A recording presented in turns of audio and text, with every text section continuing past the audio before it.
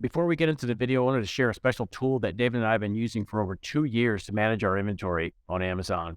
The tool is called SoStocked, and it is a very powerful tool. It's designed specifically for inventory management. If you're in a physical products business selling on Amazon, you need to be in stock, especially with the inventory restrictions lately. This tool is incredibly powerful. If you're having trouble with inventory management, this might be a tool to help you. SoStocked is partnered with Firing Demand, and they've offered our guests, our listeners, a 30-day free trial. So click the link in the video description to get 30-day free trial. On to the video.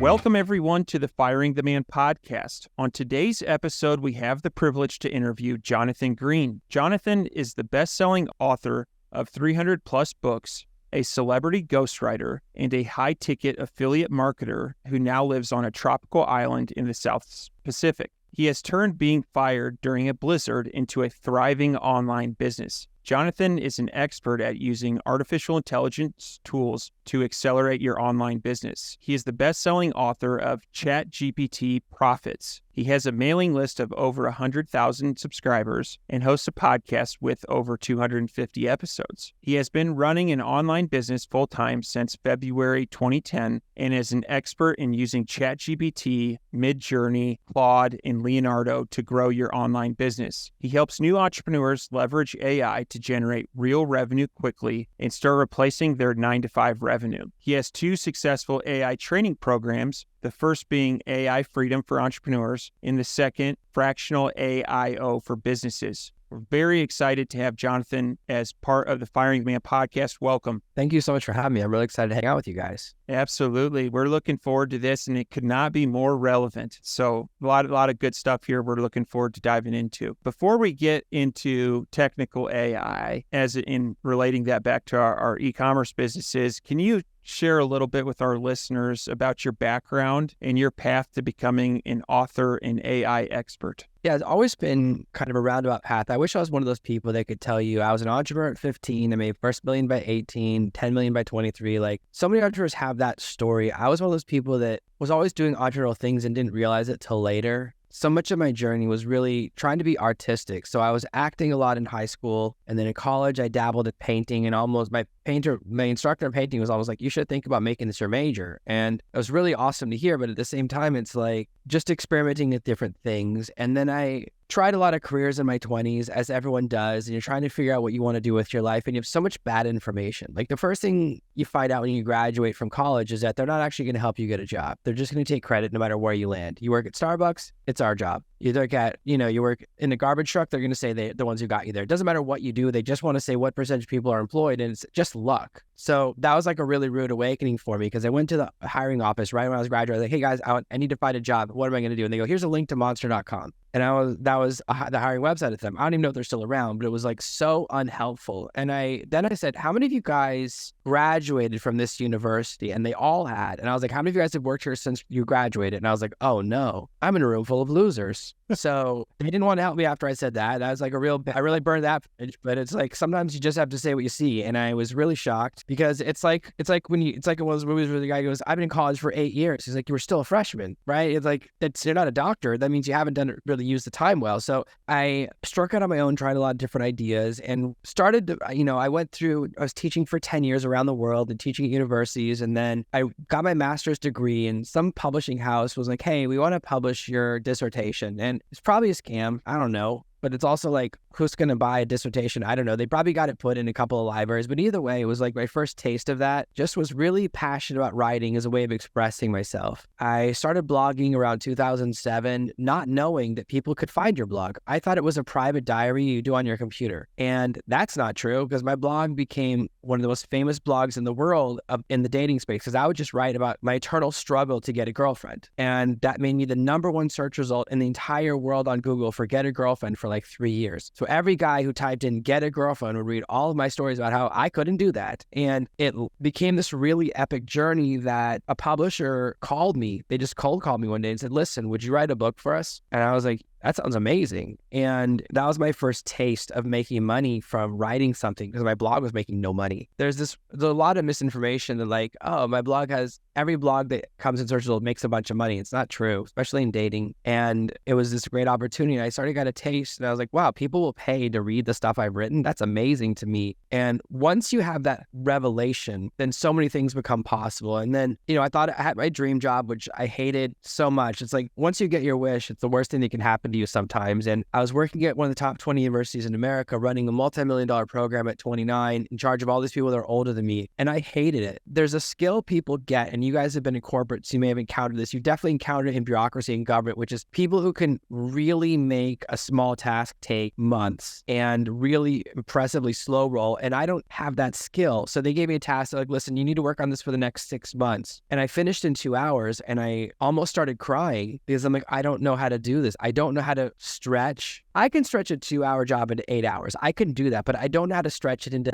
180 days. And that's really what it's all about. Especially higher education is mass. I mean, that's why they keep raising tuitions. There's a huge amount of just, let's say, unethicalness going on in there. The quality of education is really plummeting. The quality of everything is really down. And everything you work on, there's so much politics. And I hated it so much. So when they fired me, they were like, we're destroying your life. And I was like, you guys just freed me because you've forced me to do what I was always meant to do. And I've been given that advice. Like, one of the people, I was a private tutor in London for a Kazakhstani billionaire. And if you become a billionaire in Kazakhstan, let's just say you do some stuff. And he was like, you should switch and go to the MBA program because you're not going to be a teacher forever. And then his second thing was, do you want to come visit Kazakhstan with me to hunt wolves? And I said, like, with a spear? He goes, no, you dumb American, with a snowmobile and AK-47. So that's when I realized, like, people see the world in a different way. I didn't even know that's how you hunt wolves. I thought, like, that doesn't seem very fair. But he was right. I just didn't listen to him. And he was the kind of guy that would tip you with cartons of cigarettes. That was also a big part of how he did business. He just had just like a bag of cigarettes with him at all times. So I just didn't listen, because I always thought, no, it's for other people, because we're so taught in our culture that you can't do it.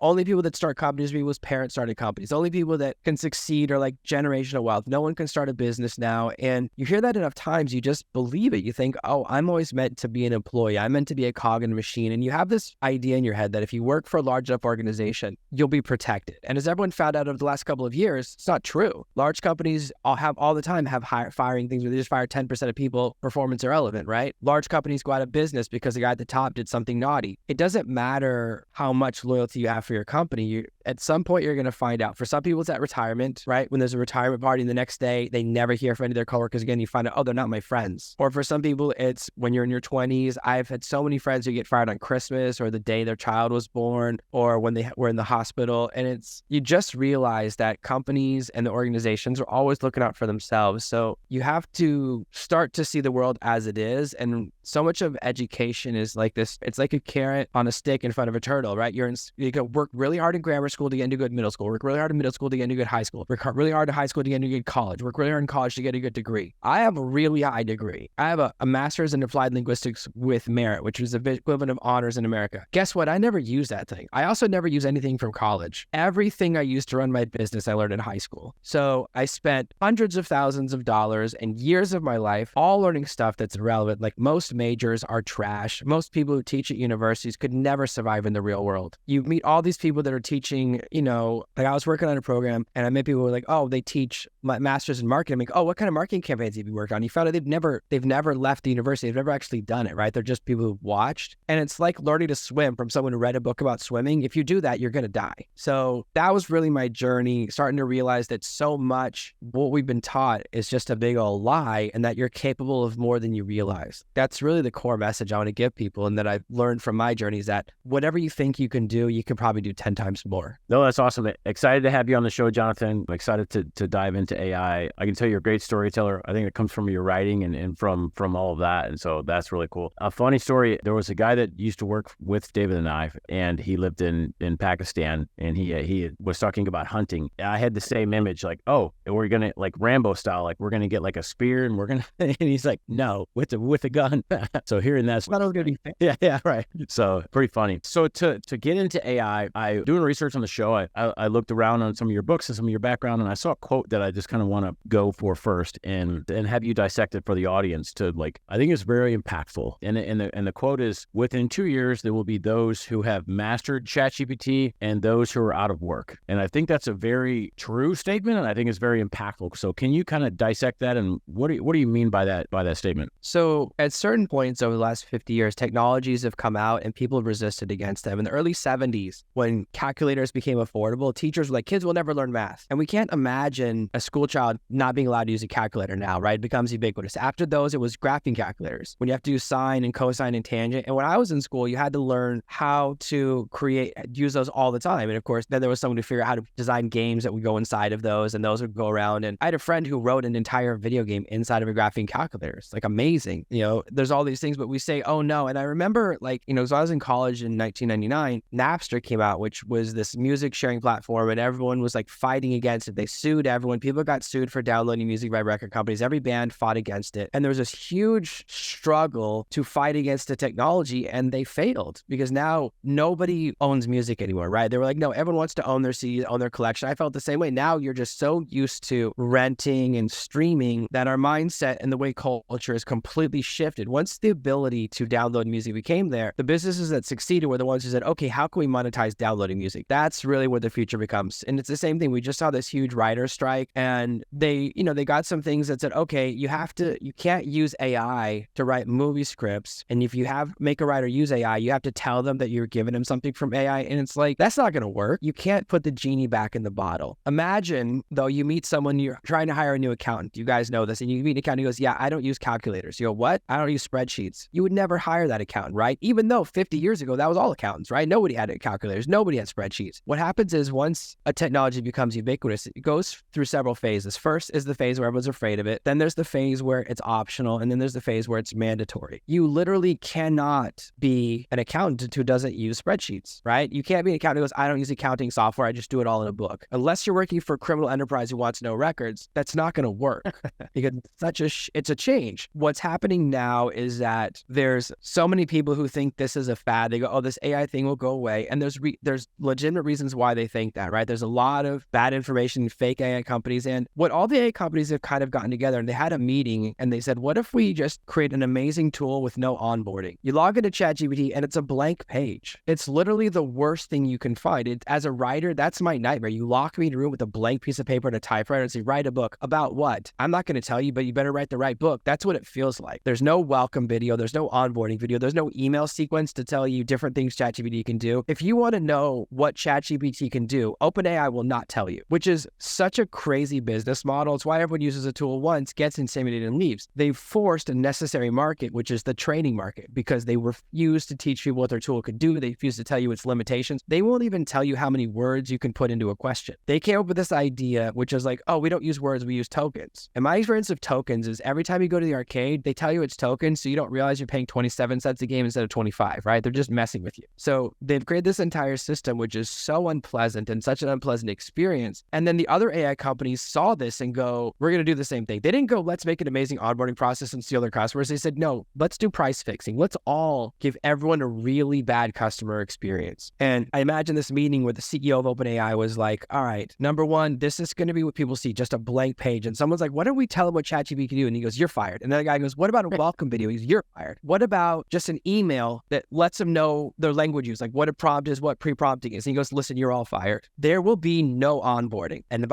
that's what they've done. They're literally the worst onboarding product in the entire world. And then Perplexity AI, I was testing them the other day. I was like, oh my gosh, these guys thought that was a cool idea. They go, we're also not doing onboarding. In fact, when you join, we won't even send you a welcome email because that might accidentally educate you. So they've all done this. All four of the big AIs are playing this game, and it's so weird. And it's the reason when people are like, oh, I'm intimidated by AI, you should be. It's designed that way. It's designed to be an unpleasant experience. Now, AI, once you get in there, it's an amazing tool, but for some reason, they've made the learning curve so steep. So when I say that it's not optional, it's that despite all of that stuff, it's so powerful and you can do so many things. They did a study, came out today, that said people use AI are 40% faster. I've always thought it was 20%. And I'm like, oh, I got to get faster. They're accomplishing tasks. They're learning things. They're able to get through their work. It's not a replacement for people, but it's an accelerator. tolerance. It's like putting on the Iron Man suit. So right now we're in the phase where it's optional, and there's still some people like going on strike saying, don't make me use AI. All that's going to happen is a bunch of non-union writers are going to steal their jobs, and then the union won't matter, right? Like, oh, this guy's not in a union, but he can write 50 movies a week. Of course, that's what they're going to do, because business is business. Business will always follow profitability, just like a river follows wherever the easiest way for the water to get to the ocean is. So you can resist against it, and you can rage against it, and you can say, I'm too old, I'm not going to learn this. But here's the problem. Let's say in 3 years, you guys are thinking about hiring someone to edit this podcast. You have two choices. One guy goes, hey, I can edit 10 episodes a day. The guy goes, I can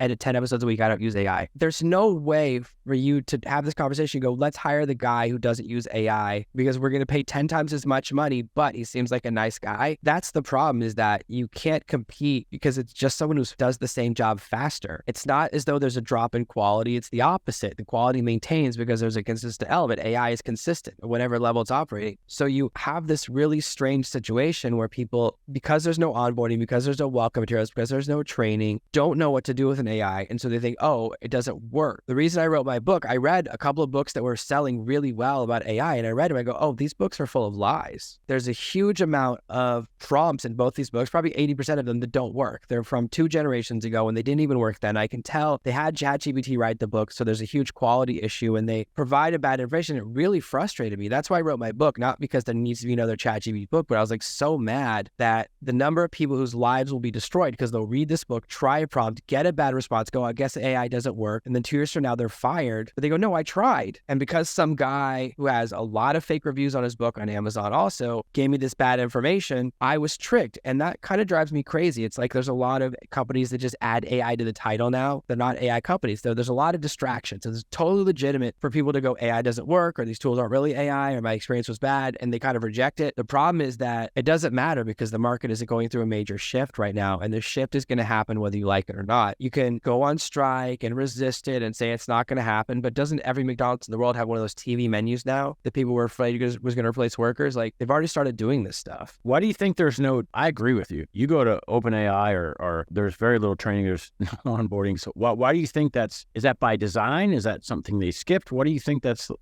like that? I think everyone who works there is good at one thing and not good at anything else. Like, most people who work at AI companies, you wouldn't want to be friends with. Like, they're great at programming, not great at anything else. Like, so I think it's that. I think literally, here's another example. If you register a business, right, you have to register your local business on Google Business so you appear on the map. There's no option for AI. Google has a huge AI division. They have AI software. You could be someone who works at Google in the AI department and you can't list your business because it's not a category they have. There's AI website builders. None of them have the category of their own company. So it's not that it's intentional. It's that every one of these companies has, I don't know the right word for it, but idiots or dummies. Like, they don't even consider, do we have the category of our own business available for our website builder? Do we have our own, can Google list their own business using their own like location tool? No. So they aren't even adding in these categories, and it's not crossing their minds. I think it's really that they go it's one of those things where like the tool is so powerful, it speaks for itself. And for most people, it's like getting in a plane and all the switches are white. So it's even worse, right? All the switches are blank. You know there's switches there, but you have to find them and then you have to guess what each one does. And they're like, all right, fly the plane. Yeah, I know the plane is powerful, but I'm going to figure out by guesswork. And so it's not intentional. It's the exact opposite. It's what you get with groupthink, right? You get a bunch of nerds that are all really good at it. And I'm in that category. So I'm including myself, where it's like sometimes we forget, and this is very common for me, that all explaining something and it's so advanced, everyone in the room is like, you lost us like 15 minutes ago. That's the problem. And it's not just that. You go to AI image generators, like especially Leonardo is guilty of this. Leonardo has a default. It never makes a woman that you can use for a business picture. Let me put it that way. And you go, why does every woman look like an anime woman? Who works there? Like, that tells you a lot about people who work there, because my assistant was making images and I was like, would you stop prompting? Whatever you're writing, I need a picture of a woman at work. Why is she so unbuttoned? He's like, he was like, it's not me. Look at the prompts. Because I thought he was doing it because we're putting in Pinterest, which is mostly women platform. And I was like, we don't use that kind of content. And then I looked at the feed. I go, oh, they've programmed it that way. And I was like, is this software only for 14-year-old boys? So a lot of these tools tell you, so it doesn't tell you about the user. It tells you about the people that work there, that they only fed the model certain types of images, or they only fed it certain types of data. So you always have to remember that their thumb is on the scale, and they create things that match the way they see the world. And so they're like, oh, I know how to program. And when you're programming, you start with like a blank page and you start writing code. So they all do it, and none of them have thought of it in 6 months. And it's kind of crazy, but I don't think it's intentional. I'm not going to like, it's like Occam's razor. It's either they're a bunch of idiots who are really good at programming and didn't think about the user experience, or they're a bunch of geniuses who are playing 5D chess and thought, hey, what if 86% of people never use our tool and another 10% use our tool once and disappear? That's the perfect business model. I can't imagine that's intentional. To me, that spells opportunity. Absolutely. Now, Jonathan, I want to address the learning curve piece of this. What are some recommendations that you have on how entrepreneurs can learn and use AI tools? So the first thing is that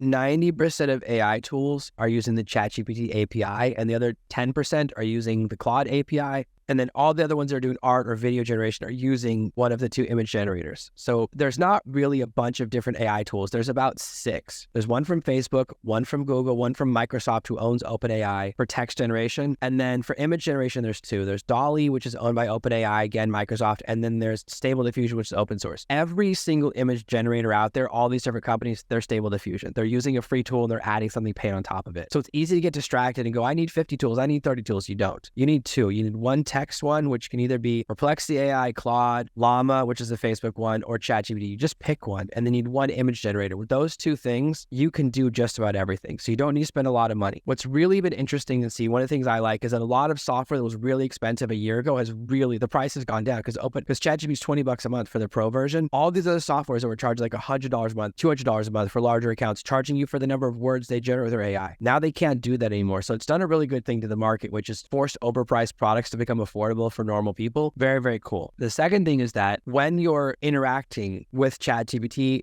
this will change the game for you. This is how you become a top 1% user in less than 5 minutes. Whatever you want, you tell ChatGPT and then you tell it to ask you questions. So instead of trying to give it information and say, tell me my ideal customer, create my customer avatar, here's my info. Instead I say, ChatGPT, I want to create my customer avatar. Please ask me questions one at a time until you have enough information to give it to me. And when you ask it in that structure, you remove garbage in, garbage out. The first thing I learned as a kid was that when you write a bad question, you get a bad answer. But if you could switch it to conversational, it removes the risk of a mistake. So you can say, I'm working on a new e-commerce store and I want to write really good product descriptions. Please ask me questions so I can develop a product description template that matches my industry. It sounds like kind of crazy at first, but you're just telling it what you're trying to get to. It's almost like suddenly it's Jeopardy, right? You always start in the form of a question. I always tell it one at a time because it'll ask me 10 questions at once and they're always overwhelming. But if you get one at a time, you can handle, and usually it doesn't need to get through all 10. It will show me 10 questions, and by one at a time, usually by question 7 or 8, it gives me a really good answer. So that process is really the process of mastering prompting, is to just start with a question. Because when you start with a command, you really limit it to doing one thing. And if you've made a mistake in your command, it's not allowed to tell you that. It's not allowed to go dumb prompt. It's not allowed to hurt your feelings. So it can't tell you that you've made a mistake. So you have to start with the question. To start with the question will eliminate 99% errors and will put you in the top 1% of users. Just one change. Yeah, that's high level. I've not heard that. In our company, we use a tool called AI PRM, which I really like. But what you just said kind of negates. So AI PRM, for the listeners, it's basically a prompting generator tool that has like hundreds or thousands of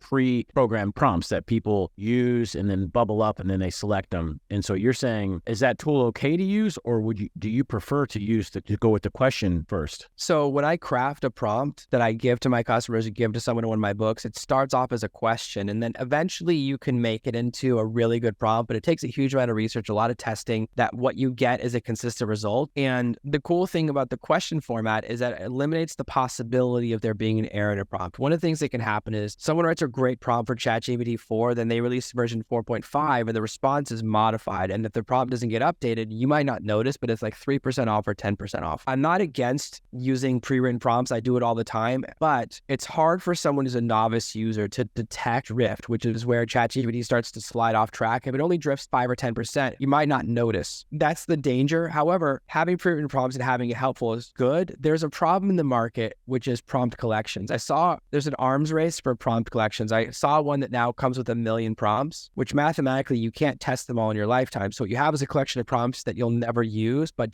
they're just in case. And it's like, oh, I have a parachute. What's inside the backpack? I don't know. I hope it's a parachute. And then of course there's a good chance you find out it's an anvil too late. So I really believe believe most people probably need 20 to 30 prompts in their collection that are just, they use every single day, that are very efficient for them. Like you guys might have, you do show notes for every episode. You just have an AI, you have one prompt for that, right? So you're going to use it all the time because it makes sense for a podcast. But it doesn't mean you also need 58 prompts about SEO, because SEO changes every 3 months. So any prompt from 3 months ago is going to be out of date very quickly anyway. So there's much better to get a smaller collection of really useful prompts that you use all the time and know they work, and start to get a master with them. And I always tweak prompts. My challenge is that, and this is how I got really into ChatGPT. Every time I would see someone else's prompt, I go, oh, I can fix that. I can make that better.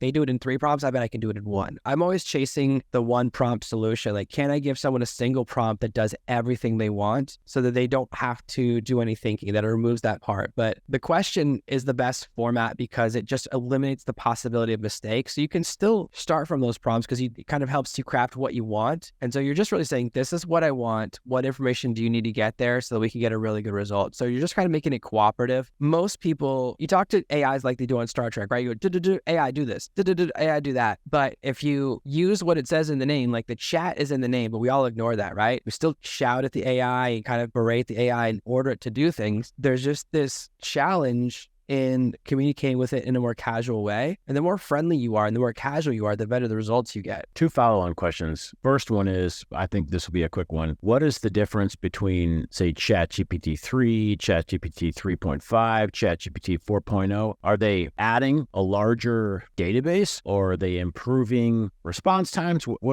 you know the updates for those? There's a lot of secrets. They consider them to be that they're precise. They don't want you to know the recipe. What I can tell you is that the language model, the number of data it's trained on is larger each time they release a new model. So to train ChatGPT 4, I think it took like 44 days. So the AI is just reading data for a huge amount of time. Obviously, that's just and you don't want that. It's like when you're like uploading a video, you don't want it on day 43 for it to glitch out. Like that's the nightmare. You have to start over again. So that's how it works. So when AI model is being trained, it's trained in a single session. So ChatGPT 3.5 is faster because it's using a smaller data set. So when you use 4, it writes a little bit slower. It's a slower answer because it's more methodical, it's pulling from more data. So there's a lot of open source AIs, and all of those are always named with a number at the end, like 7B, 170B, and that stands for how many pieces of data. So it's 170 billion, 100 or 80 billion. It's in those ranges between 7 billion and 180 billion is kind of what people do with open source AIs. And basically each billion is about a terabyte of data. So it tells you how much, or a gigabyte of data, not terabyte. So it tells you how much data you need on your hard drive to be able to run the AI. But as you have a larger data set, it takes it longer to scan everything and pull through. So the challenge with the larger data sets is that, of course, you need either a faster computer, which is always hard, right? The race between data and computer speed, or you have to find some way to create efficiency. So a lot of what secondary tools and a lot of what they're chasing now is not a smarter AI, but a faster AI. So I think that's what they're trying to do. They're dabbling, they've released some things that I think are version 4.5 where they're testing some ideas with, let's add some efficiency models. And those are, a lot of people are creating those in the open source world. So there's some interesting things happening there. But I believe that the most important thing is ChatGPT 4 is better. It's more accurate. It does better coding. It has a higher success rate. But since they launched it, the quality has gone down almost every single day because every time someone figures out something bad to do with the AI, they have to add in a new rule to stop that. So it's like at first, 40% of the time it wrote code, the code would work on the first try. Now it's at 25%. So they have to release a new iteration as they find out what people do that's bad. And they're just trying to figure that out because it's very challenging for them if something bad happens because someone learned something bad from their instruction. So they're in this very complicated place that is a challenge because we want uncensored AI, we want freedom of speech, but we don't want it to actually participate in a crime. So that's kind of what's happening with the different iterations. Yeah, no, that's first time I've heard an in-depth answer like that. I appreciate it. One more follow-up question. I'll kick it to David. So this will be like specifically for our listeners that sell on Amazon. And so we use ChatGPT to write our Amazon listings in copy. What I've found is that the prompts that I give it gets confused if I give it too much. Now, you said earlier, like, hey, I try to take something that took 3 or 4 prompts and make it into one. How do you do that? Let's just say for us, I ask it like, hey, I tell the AI, hey, go and research this other competitor's listing, or maybe two other competitors' listings, and write a title that's better than that. And then I'll let it do that. And then I'll tell it to do the same thing for a description. And then I'll tell it to do the same thing for bullet points. Because if I give it all in one prompt, it seems to get confused. And so maybe it's the way I'm setting the prompt up, or how do you is it syntax, or what do you think about that? There's a couple of things that you can do that'll make a big difference. The first is that the way the AI works is that it weights all data equally. So when you ask it about an Amazon listing, you're saying, improve this Amazon listing. It goes, okay, the first time I do is look at every Amazon listing for every product that exists that's in my database. And it scanned everything on Amazon for September 2021. That's its current. Most listings on Amazon are bad, right? Most products sell 0. Most websites are bad. Most sales pages are bad, but it can't tell. It can't tell a sales page that has sold $1 million and a sale next to one that sold 0. So what it does is it weights everything equally. That's the first thing. So if you limit it down, and there's ways to limit, the first way to limit it is to kind of limit it by category. And you start with a pre-prompt, which is before I give it information, I'm setting the AI limitation. So I don't want to increase the amount of data. I want to decrease it first so that it just becomes someone who's a specialist in Amazon listings. So you say something like, you're an Amazon listing expert who's been working in e-commerce and writing copywriting for e-commerce for the past 30 years. That sets it as in, I'm a category expert. Even better is if you narrow it down to a specific person. So ChatGPT knows who I am. I was testing with it a few months ago and I said, write in the style of Jonathan Green. And I was like, well, that sounds like me. That's weird, because I thought it would use, because I'm like the 7th most famous Jonathan Green. There's the guy, a famous painter. A Fault in Our Stars was written by Jonathan Green. I assume that's who it would use, right? The guy who writes these teen angst movies where one of the kids always has a fatal disease. No. And then I thought I would use the science fiction author, Jonathan Green. It didn't. It went to me, maybe because I was writing in my space, it recognized me. And it kind of gave me this revelation that I can say, oh, just write in my style. And it immediately starts to sound more like me. So if you're already in there, it's like a really good benefit, but it also means anyone else can sound like you too. So it's this strange place. That's why a bunch of authors are suing it, but that's kind of a rabbit hole. But what's important is that once you give it a narrowing, to even go more narrow, is you say, hey, this is write listings like this specific copywriter. You're this person, right? You're this particular copywriter. Now you've really narrowed it down to a single data set of someone, because it has all their data. It goes, oh, all their sales pages are good, right? So like if you limit it to just David Ogilvy or like any specific copywriter, now it's limited to a specific person who's actually good rather than the category, which has good and bad people, right? So you narrowed it even more. And then when you ask your question, if you want to get a really good answer, you always want to make multiple choice. So what I always do is say, make a table and give me 5 titles and 5 descriptions, and I'll mix and match. That gives me something that I can mix and match as a master. It's much better to get 5 headlines and you choose the best one, and then you get 5 descriptions and choose the best one. That will always give you a superior result. And if you tell it to organize it in a table, then it won't have a problem with larger amount of data that you're asking it for. So that's how you would 2-prompt it.